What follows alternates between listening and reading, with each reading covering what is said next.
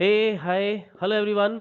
मैं पवन आनंद, आपका दोस्त, आपका मेंटोर, आपका टीचर, आपका गाइड एक वीडियो आपके लिए फिर से लेके आया हूँ। इसमें हम डिस्कस करने वाले हैं intermediate goods versus final goods, ये क्या होती हैं, विद एग्जांपल्स बहुत सारे जो है।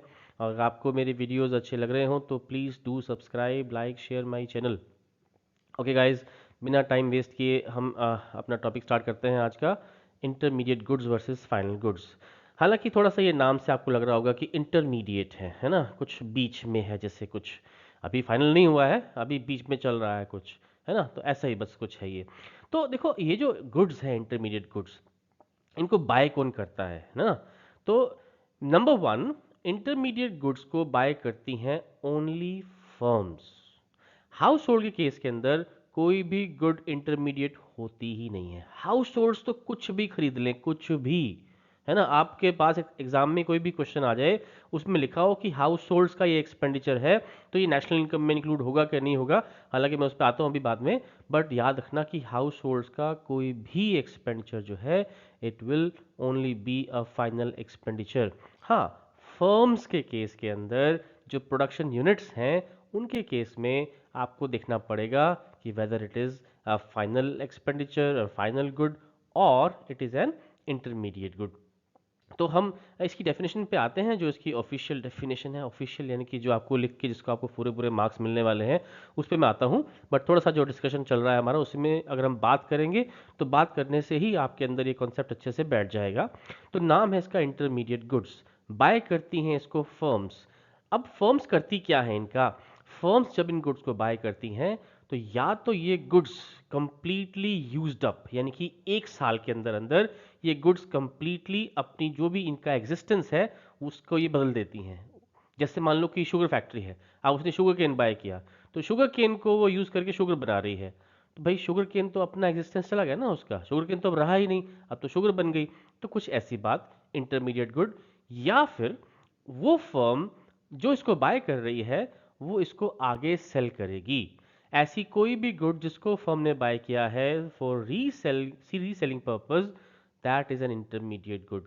चाहे वो कोई मशीन ही क्यों ना हो, जैसे मान लिया कहते हैं कि car purchased by a car dealer, तो भाई कार डीलर ने कार परचेज करी, हम अज्यूम कर रहे हैं कि उसने आगे सेल करनी है, तो वो कार उसके लिए एक इंटरमीडिएट गुड है। हालांकि वो कंप्लीटली यूज्ड अप नहीं होने वाली, बट वो रीसेल होने वाली चीज है, तो वो भी एक इंटरमीडिएट गुड होगी। और अब फर्म के केस में फाइनल गुड क्या होगी, जो एक फर्म का इन्वेस्टमेंट है। इन्वेस्टमेंट का मतलब यहाँ पे अभी के लिए बता रहा हूँ मैं आपको, खाली इस चीज़ के लिए, आगे जाके हम डिस्कस पूरा करेंगे कि इन्वेस्टमेंट क्या होता है, कैपिटल फॉर्मेशन क्या होता है। बट इस पर्टिकुलर टॉपिक के लिए, कि एक फर्म के लिए जो इन्वेस्टमेंट है वो उसका फाइनल गुड है, वो उसके लिए फाइनल एक्सपेंडिचर है। और इन्वेस्टमेंट के लिए आप हमेशा चेक करना कि वो या तो कोई ड्यूरेबल एसेट होनी चाहिए जो फर्म ने बाय करी है, ड्यूरेबल एसेट जिसको हम बार बार यूज करते हैं, ये पिछले वीडियो में आपको मैंने एक्सप्लेन किया था। और अगर नहीं तो फिर वो कोई ना कोई अनसोल्ड जो स्टॉक पड़ा हुआ उसके पास, यानी कि ना completely used up with in 1 year, वो अगर नहीं हुआ, जैसे कि रॉ मटेरियल बाय किया फर्म ने, तो रॉ मटेरियल नाम से तो लगता है ना कि इंटरमीडिएट गुड है, बट अगर वो रॉ मटेरियल पूरे एक साल में यूज नहीं हुआ है, नेक्स्ट ईयर में चला गया है, वो नेक्स्ट ईयर का बन गया है, वो ओपनिंग स्टॉक बन गया है उसका, तो इस तरह से जो चेंज इन स्टॉक हो जाएगा, वो भी फर्म के लिए एक फाइनल एक्सपेंडिचर होगा, एक इन्वेस्टमेंट होगा, तो उसको हम नेशनल इनकम में इंक्लूड करेंगे।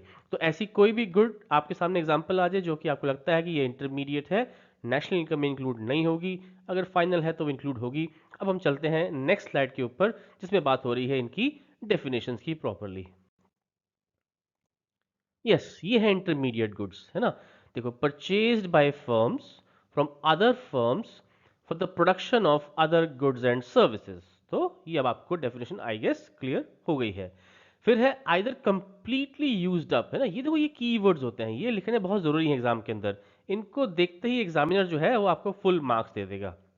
तो आइदर कंप्लीटली यूज्ड अप और resold within the same year, है ना, आगे नहीं जाना चाहिए, उसी साल में हो जाना चाहिए।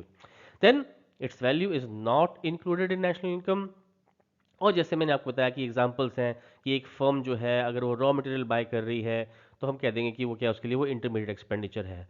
और एक बहुत इंपॉर्टेंट इंटरमीडिएट के केस में बात आती है कि किसी भी तरह की कोई सर्विस फर्म ने हायर करी है, सर्विस, जैसे मान लो एक फर्म ने लॉयर को हायर किया, उसको फी पे कर रही है, किसी मैकेनिक को हायर किया, उसको फी पे कर रही है फर्म, किसी यू कैन से सीए को हायर किया है, उसको फर्म पे कर रही है। तो किसी भी तरह की सर्विस अगर कोई फर्म हायर कर रही है तो वो सर्विस पे एक्सपेंडिचर, मैंने कहा ना कि फाइनल कैसे होगा, वो कोई इन्वेस्टमेंट थोड़ी ना है, वो कोई ड्यूरेबल एसेट थोड़ी ना है, वो तो एक सर्विस है, ली और खत्म हो गई बात। तो that is an intermediate expenditure. तो ये आप ध्यान रखिएगा कि ये इंटरमीडिएट गुड्स के केस के अंदर, एक तो हमने कह दिया कि रॉ मटेरियल परचेज्ड हो गया, या कोई भी ऐसे अदर इनपुट्स हो गए जैसे इलेक्ट्रिसिटी है, फ्यूल है, वो सब इंटरमीडिएट गुड्स में आते हैं। अब ये इंटरमीडिएट एक्सपेंडिचर जो है, जो इंटरमीडिएट गुड्स के ऊपर किया, वो इंटरमीडिएट एक्सपेंडिचर हो गया। और इंटरमीडिएट एक्सपेंडिचर के अंदर जितना भी मैंने फिर से बता रहा हूँ आपको, परचेज ऑफ रॉ मटेरियल है, इलेक्ट्रिसिटी पे एक्सपेंडिचर है, फ्यूल पे एक्सपेंडिचर है, किसी भी तरह की सर्विस पे एक्सपेंडिचर है, that is also an intermediate expenditure. ठीक है, ठीक है बच्चों। तो नेक्स्ट स्लाइड बात करते हैं हम फाइनल गुड्स के बारे में।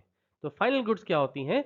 These are purchased either by households और by firms but for their final consumption. देखो मैंने कहा ना कि हाउस होल्ड्स तो भाई कुछ भी ले लें, पिक्चर्स में देख के थोड़ा बहुत आपको भूख लग रही होगी, बट कोई बात नहीं। तो देखो हाउस होल्ड्स तो कुछ भी खरीद लें, वो फाइनल एक्सपेंडिचर है, चाहे वो ऐसी चीज़ें हैं जो ड्यूरेबल नहीं हैं, जैसे कि ईटेबल्स हैं, कुछ भी हैं, वो फाइनल एक्सपेंडिचर है। जैसे हम कहते हैं कि milk purchase by a household, तो milk purchase by household जो है वो क्या है? It is a final expenditure. But वही मिल्क की हम अगर बात करेंगे तो मिल्क परचेज बाय रेस्टोरेंट, है ना, तो वो क्या करेगा? कोई कॉफ़ी शॉप है तो उसने मिल्क बाय किया, अज्यूम करते हैं कि उसका कॉफ़ी बनाएगी, आगे सेल करेगी, that is an intermediate expenditure for firms. लेकिन हाउस होल्ड्स के लिए वही चीज़ जो है फाइनल कंजम्पशन एक्सपेंडिचर है उसका। और ये नॉट फॉर रीसेल है and are used up as long as they can be, मतलब ऐसा कोई ज़रूरी नहीं कि एक ही साल में होने चाहिए, ये तो कभी भी उन्होंने बाय कर लिया, जब उनकी मर्जी है तब उसको वो कंज्यूम करें। So it's value is included in the calculation of national income. ठीक है, तो एग्जांपल्स, ड्यूरेबल गुड ले लीजिए, चाहे आप कोई हाउस होल्ड के लिए या कोई फर्म के लिए, है ना। Furniture purchased bye house hold, furniture purchased bye school है मान लीजिए, तो वो भी क्या है, एक तरह का फाइनल एक्सपेंडिचर, फाइनल गुड ही है। तो अब हम नेक्स्ट स्लाइड्स में बात करने जा रहे हैं कि जो ऐसे एग्जांपल्स आपको देंगे एग्जाम के अंदर और आपसे पूछेंगे कि ये चीज़ नेशनल इनकम में इंक्लूड होगी या नहीं होगी। तो अगर तो वो फाइनल एक्सपेंडिचर हो तो यस इंक्लूड होगा, और अगर वो इंटरमीडिएट एक्सपेंडिचर है तो नहीं इंक्लूड होगा नेशनल इनकम के अंदर। नेशनल इनकम, डोमेस्टिक इनकम कोई भी हो, देखो ये national income, domestic income topic ये चल रहा है, कंटिन्यूशन में है। आगे आने वाले वीडियोस के अंदर आपको नेशनल इनकम का एग्जैक्ट मीनिंग पता चलेगा, उसकी प्रॉपर डेफिनेशन क्या पता चलेगी, डोमेस्टिक इनकम क्या होती है उसकी पूरी डेफिनेशन हम आगे करते जाएंगे। बट थोड़ा सा आप इन वीडियोस में बने रहिए। तो मैं नेक्स्ट स्लाइड्स में हम शुरू करेंगे अभी, जो एग्जाम्पल्स के साथ हम बात करते हैं कि ये कौन सा एक्सपेंडिचर है, फाइनल है कि इंटरमीडिएट है, और नेशनल इनकम में आएगा कि नहीं आएगा। ठीक है, so let's move on to the next slide. तो चलिए आइडेंटिफाई करते हैं एज फाइनल गुड और इंटरमीडिएट गुड। नेक्स्ट स्लाइड से शुरू करते हैं इसको। इंटरमीडिएट गुड, है ना, जैसे इसमें एग्जांपल के देखा आपको, machines purchased by a dealer of machines, तो डीलर है भाई, वो क्या करेगा? उसको आगे रीसेल करेगा ना। रीजन क्या हो गया? इंटरमीडिएट गुड तो कह रहे हैं resold by firms to make profits और वैल्यू, जो भी है चलो, is yet to be added. तो दिस इज बेसिकली, आप याद रखना, जो भी कोई चीज़ है जो रीसेल के लिए बाय करी है किसी भी फर्म ने, जैसे मान लीजिए आपके हाथ में अगर एक नोटबुक है, एक पेन है, तो ये तो आपने बाय करी है, क्या आप इसको रीसेल करने वाले हैं? नहीं भाई, आपने जिस शॉपकीपर से बाय करी थी, उसने बाय किया था, वो एक फर्म है ना, कोई भी शॉप हो सकती है वो आपके वहाँ पे शहर के अंदर। तो वो जो शॉपकीपर है, उसने बाय किया था आगे सेल करने के लिए। तो वही नोटबुक जब उसके पास थी तो वो क्या थी?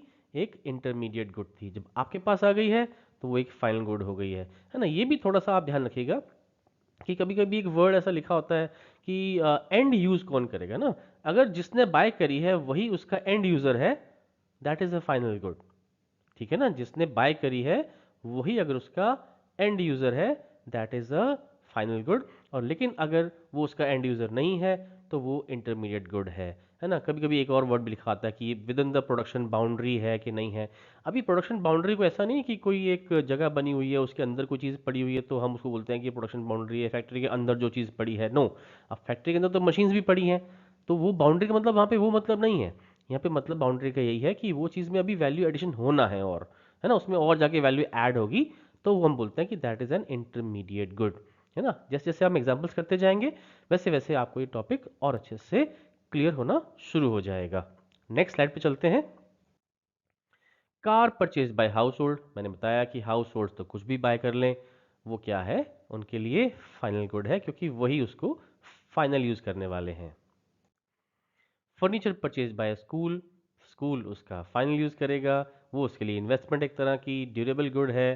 तो देखो, फर्म के लिए याद रखना, फिर से बता रहा हूं मैं आपको, इन्वेस्टमेंट होना चाहिए वो, फिर चाहे वो किसी ड्यूरेबल गुड में हो, चाहे वो चेंज इन स्टॉक हो, दैट इज एन इन्वेस्टमेंट, और वही उसका फाइनल एक्सपेंडिचर है जो नेशनल इनकम इंक्लूड हम करते हैं। नेक्स्ट स्लाइड है, इंटरमीडिएट गुड की बात होगी। एग्जांपल यहाँ पे chalks, dusters purchased by a school, है ना। चॉक्स तो बच्चों को बात समझ में आ जाती है कि चॉक है, लिया था, यूज अप हो गया, खत्म हो गया। डस्टर जो है वो सोचते हैं कि डस्टर तो चलता रहता है ना। अब डस्टर को आप क्या समझ रहे हैं, कि डस्टर आप समझ रहे हैं शायद कि वो जो वुडन ब्लॉक है, वो जो टीचर के हाथ में होता है, जिसको टीचर टक टक टक करके बोलते हैं कि भाई कीप क्वाइट, है ना। तो वो वाला डस्टर तो ठीक है, लेकिन डस्टर का मतलब होता है कि उसके आगे जो स्क्रब लगा होता है, वैसे तो, है ना, जो वुडन ब्लॉक के आगे स्क्रब लगा हुआ है, दैट इज अ डस्टर, है ना। वो डस्ट को साफ कर रहा है, तो वो तो खत्म हो जाएगा ना कुछ टाइम के बाद। तो ये एक स्कूल के लिए क्या है कि ये इंटरमीडिएट गुड है यहाँ पे। नेक्स्ट है computers installed in an office, मैंने कहा कि इन्वेस्टमेंट है, फाइनल गुड है, नेशनल इनकम में इंक्लूड करेंगे इसको। नेक्स्ट बात करते हैं, स्लाइड के ऊपर आते हैं। Mobile set purchased bye mobile dealer, अब देखो ये तो अब आपको बात समझ में आ गई है, ये इंटरमीडिएट गुड है क्योंकि आगे रीसेल के लिए उसने बाय किया है इसको। फिर आता है expenditure on maintenance of an office building. देखो किसी भी तरह का, मैंने कहा ना कि अब ये एक्सपेंडिचर मेंटेनेंस कौन करती है, ये फर्म्स कर रही हैं यहाँ पे, तो ऑफिस बिल्डिंग की बात हो रही है, बट ये उसका इन्वेस्टमेंट नहीं है, ये फर्म ने कोई ड्यूरेबल गुड बाय नहीं करी है, और ना ही ये चेंज इन स्टॉक है, तो that is not an investment. अगर इन्वेस्टमेंट नहीं है तो वो क्या है, वो इंटरमीडिएट एक्सपेंडिचर है। फिर चाहे ऑफिस बिल्डिंग की मेंटेनेंस हो, किसी मशीन की रिपेयर पे पैसा खर्च किया हो, वो सब इंटरमीडिएट एक्सपेंडिचर में काउंट होता है फर्म्स के। नेक्स्ट स्लाइड पे आते हैं। Expenditure on improvement of machine in a factory, लो हम बात कर ही रहे थे इसके बारे में, तो ये बात हो गई यहाँ पे कि ये भी क्या एक तरह की कोई भी improvement, sorry sorry, this is improvement, this is not कि रिपेयर किया उसने, इम्प्रूवमेंट है ना, सॉरी, माय बैड। तो दिस इज एन इम्प्रूवमेंट, तो इम्प्रूवमेंट है तो मतलब कि वो एक नई मशीनरी है, एडवांस कुछ हो गया है, तो वो उसका इन्वेस्टमेंट है, it is a final expenditure. Next slide पे आते हैं। Purchase of furniture by a firm, this is investment, तो फाइनल एक्सपेंडिचर है, नेशनल इनकम में इंक्लूड हम इसको करेंगे। Expenditure on maintenance by a firm, ये मेंटेनेंस आ गई है ना, ये है मेंटेनेंस ऑफ मशीनरी है या कुछ और चीज़ है, तो ये इंटरमीडिएट एक्सपेंडिचर है फर्म का, इन्वेस्टमेंट नहीं है, तो एक ही बार लिया और पैसा खर्च किया, बात खत्म हो गई। इंटरमीडिएट एक्सपेंडिचर नेशनल इनकम में इंक्लूड नहीं करेंगे। पेपर परचेज बाय पब्लिशर, अब आपको पता है पब्लिशर ने पेपर परचेज किया है, पेपर को परचेज करके उस पर वो कुछ ना कुछ प्रिंट करेगा, प्रिंट करके बुक बनाएगा, बुक बना के सेल करेगा, उसको फिर आप पढ़ेंगे, इंटरमीडिएट एक्सपेंडिचर है। नेक्स्ट आ जाती है बात, milk purchase by house hold, अरे भाई हाउस होल्ड, आप हाउस होल्ड का पार्ट है, हाउस होल्ड के अंदर इंडिविजुअल्स आते हैं, फैमिलीज आती हैं, एनजीओज आती हैं, ये सब हाउस होल्ड में आती हैं, ये कुछ भी खरीद लेंगी, वो उनका फाइनल एक्सपेंडिचर है, जो कि नेशनल इनकम में इंक्लूड हम करेंगे ही करेंगे। नेक्स्ट आती बात की purchase of rice by a grocery shop, grocery shop है ना, आगे सेल करना है राइस, तो ही खरीदा उसने, है ना, खुद थोड़ी ना खा जाएंगे सारे चावल बना बना के, तो अगर आप लेके आएंगे मार्केट से जाके तो आपके लिए फाइनल गुड है, ये उसके लिए जो है इंटरमीडिएट गुड हो गई यहाँ पे। कोल यूज्ड बाय मैन्युफैक्चरिंग फर्म्स, देखो अब कोल है, आप समझ गए आप बात को ना, कि ये मैं बार बार इसको नहीं बताने वाला, इंटरमीडिएट एक्सपेंडिचर है। नेक्स्ट स्लाइड्स पे हम चलेंगे और आगे बात करेंगे, और बहुत सारे एग्जांपल्स हम लेके चलेंगे इसके अंदर, उसके बारे में डिस्कस करते हैं कि वो किस तरह से इंक्लूड होंगे कि नहीं होंगे, है ना। अब ये ink purchased by a publisher, अब भाई देखो, अब इंटरमीडिएट गुड है ना, अब कितना बार बार हम इसके बारे में बात करें कि जो उसने आगे यूज़ करनी है, यूज अप हो जाएगी, तो इंटरमीडिएट गुड है, इंक्लूड नहीं करेंगे इसको हम नेशनल इनकम के अंदर। Okay. Next is plastic used by a pen manufacturer, अब तो नाम से पता लग गया आपको, मुझे लग रहा है कि अब आपको ये बात समझ में आ गई होगी कि ये जो चीज़ें हैं इंटरमीडिएट गुड हम क्यों कह रहे हैं इनको, क्योंकि ये आगे फर्दर जो है इसमें वैल्यू एडिशन अभी होना है, ठीक है। Bread purchase by house hold, house hold bread लेके आएंगे, उनके लिए फाइनल गुड है। Laptops purchase by a shopkeeper, shopkeeper का नाम आते ही बात आ जाएगी कि उसने इसको आगे सेल करना है, परचेज फॉर रीसेल, बात हो रही है इसके अंदर। तो वो क्या है, एक तरह का उसका इंटरमीडिएट एक्सपेंडिचर हो गया यहाँ पे। नेक्स्ट आगे बात है कि air conditioners installed in an office. अब एयर कंडीशनर तो देखो उसका ड्यूरेबल एसेट बाय करी है फर्म ने। ड्यूरेबल एसेट है मतलब कि उसका इन्वेस्टमेंट है, फिक्स्ड एसेट के अंदर उसका ये इन्वेस्टमेंट हो गया। और इन्वेस्टमेंट हमेशा क्या होता है, फाइनल एक्सपेंडिचर होता है। Weaving machine purchased by a cloth manufacturer, machine है देखो, है ना, ड्यूरेबल गुड आ गई, एसेट हो गई, तो ये उसके लिए एक उसका इन्वेस्टमेंट हो गया। इन्वेस्टमेंट है तो फाइनल एक्सपेंडिचर है, और फाइनल एक्सपेंडिचर है तो नेशनल इनकम में इंक्लूड करेंगे इसको हम। White board markers purchased by a college, markers हैं, परचेज किए हैं, यूज़ करेंगे, कंप्लीटली यूज्ड अप हो जाएंगे, एक साल के अंदर ख़त्म हो जाएंगे, तो बात हो जाएगी कि वो इंटरमीडिएट गुड्स मानी जाएंगी एक तरह से भी। नेक्स्ट आती है बात की floor purchase by house hold, house hold ने आटा वाटा खरीदा है भाई खाने के लिए, अपने खाने के लिए, तो फाइनल एक्सपेंडिचर है उनका, है ना। Floor used by a baker for making biscuits, baker biscuit बनाएगा तो भाई इंटरमीडिएट गुड है उसके लिए, ठीक है। तो मुझे लग रहा है कि आपको अब ये बात अच्छे से क्लियर होगी होगी कि क्या चीज़ इंटरमीडिएट है, क्या चीज़ नहीं है। Unsold would with the shopkeeper at the end of the year. अब देखो ये अनसोल्ड स्टॉक की बात हो गई यहाँ पे, मैंने कहा ना कि अनसोल्ड जो स्टॉक है वो एक फर्म के लिए इन्वेस्टमेंट बन जाता है ना। इसको आप जो है चेंज इन स्टॉक भी कह सकते हो आप इसको। तो चेंज इन स्टॉक है, अनसोल्ड स्टॉक लिखा हुआ है कहीं पे, तो वो कंप्लीटली यूज्ड अप नहीं हुआ, जो जो बच गया, तो वो अब उसकी कैपिटल में काउंट होगा, यानी कि वो उसके लिए कैपिटल फॉर्मेशन है, वो उसके लिए एक तरह का इन्वेस्टमेंट है बच्चों, है ना। इस बात को अच्छे से अब आप समझ गए होगे आई गेस। ओके बच्चों, तो आई होप कि आपको ये टॉपिक अच्छे से क्लियर हो गया होगा कि फाइनल गुड्स क्या होती हैं, इंटरमीडिएट गुड्स क्या होती हैं। अब हम आपसे मिलते हैं नेक्स्ट वीडियो के अंदर। उसमें टॉपिक रहेगा हमारा stock variable, flow variable, leakages, injections, three phases flow of income. इस सब के साथ हम आपसे नेक्स्ट वीडियो मिलते हैं। Thank you for watching this video, and अगर आपको अच्छा लगे तो please do subscribe, like, share, जो भी कुछ आपको अच्छा लगे। और कोई भी आप लोगों के डाउट्स हों, please do comment me in the comment box. Thank you again. Thank you for watching. Stay healthy, stay blessed, and stay well.